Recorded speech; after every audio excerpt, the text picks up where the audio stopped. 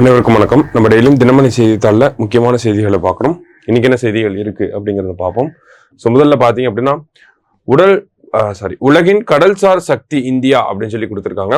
அதாவது நேற்று நம்ம பிரைம் மினிஸ்டர் பார்த்தோம்னா ஒரு 3 போர்க்கப்பல்களை இந்திய நாட்டுக்கு அர்ப்பணிச்சிருப்பார்.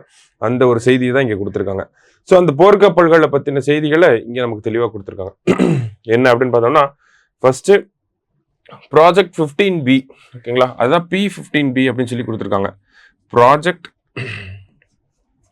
15B ஓகேங்களா. ஸோ அதுக்கு கீழே பார்த்தோம்னா இந்த ப்ராஜெக்டுக்கு கீழே என்ன மாதிரியான கப்பல்கள் உருவாக்கப்படுது அப்படின்னா ஏவுகணை அழிப்பு போர்க்கப்பல்கள் திட்டத்தின் கீழ் 4வது மற்றும் இறுதி கப்பலான INS சூரத் அப்படிங்கிறத நேத்து நம்ம பிரதமர் தொடங்கி வச்சிருக்காரு. சரிங்களா. ஸோ ப்ராஜெக்ட் 15Bக்கு கீழே பார்த்தோம்னா INS சூரத். அடுத்ததா பார்த்தோம் அப்படின்னா இந்த கப்பல் கிட்டத்தட்ட 75% உள்நாட்டிலேயே வடிவமைக்கப்பட்டதாக இருக்கு. அடுத்ததா ப்ராஜெக்ட் 17A. இந்த போர்க்கப்பலை பொறுத்த வரைக்கும் பார்த்தோம்னா ப்ராஜெக்ட் 17A அப்படிங்கிறது நமக்கு ஹெலிகாப்டர்ஸ், அந்த ஏர்கிராஃப்ட் இதெல்லாமே தாங்கி கொண்டு செல்லக்கூடிய வகையில் இந்த MH-60R ரக ஹெலிகாப்டர்களை எல்லாம் எடுத்துட்டு போற வகையில் வந்து ரெடி பண்ணியிருக்காங்க. சரிங்களா. ஸோ இந்த ப்ராஜெக்ட் 17Aல வந்த ஃபர்ஸ்ட் கப்பல் எது அப்படின்னு பார்த்தோம்னா INS நீலகிரி. சரிங்களா. ஸோ INS நீலகிரி அப்படிங்கிறது ப்ராஜெக்ட் 17Bக்கு கீழே 17Aக்கு கீழே வந்து ஃபர்ஸ்ட் கப்பலா இருக்கு.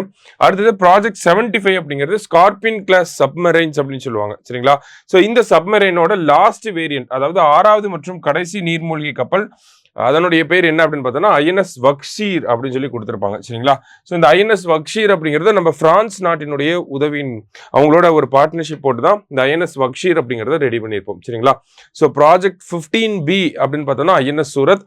ப்ராஜெக்ட் 17Aல ஃபர்ஸ்ட் கப்பல் என்ன அப்படின்னு பார்த்தோம்னா INS நீலகிரி. அடுத்ததா ப்ராஜெக்ட் 75க்கு கீழே பார்த்தோம்னா நம்ம INS வக்ஷீர் அப்படிங்கிறத ரெடி பண்ணியிருக்கோம். சரியா.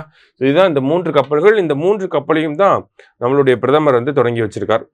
அடுத்ததா பார்த்தீங்க அப்படின்னா நமக்கு இன்றைய திருக்குறள் என்ன சொல்லியிருக்காங்க அப்படின்னா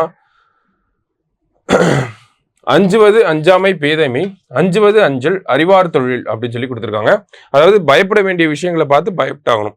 அப்படி பயப்படல அப்படின்னா அது அறியாமை அப்படிங்கிறத சொல்றாங்க. அதுதான் அஞ்சத்தக்கதை கண்டு அஞ்சாதிருப்பது அறியாமை ஆகும், அஞ்சத்தக்கதை கண்டு அஞ்சுவதே அறிவுடையவரின் தொழிலாகும் அப்படின்னு சொல்லி கொடுத்துருப்பாங்க.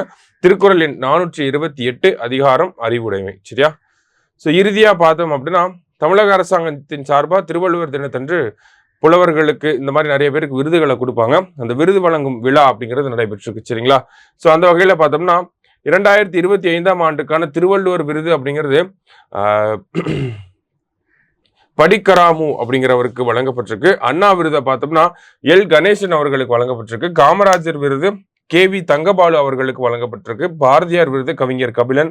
பாரதிதாசன் விருது பார்த்தோம்னா கவிஞர் பொன் செல்வ கணபதி. இந்த மாதிரியான ஆட்களுக்கு திருவிக்கா விருது, இந்த மாதிரி நிறைய விருதுகளை வழங்கியிருக்காங்க. ஸோ இதுல முக்கியமா இன்னொரு பிற்படுத்தப்பட்ட ஒரு துறை பார்த்தோம்னா பெரியார் விருது அப்படிங்கிறத நமக்கு விடுதலை ராஜேந்திரன் அப்படிங்கிற பத்திரிகையாளருக்கு வழங்கியிருக்காங்க.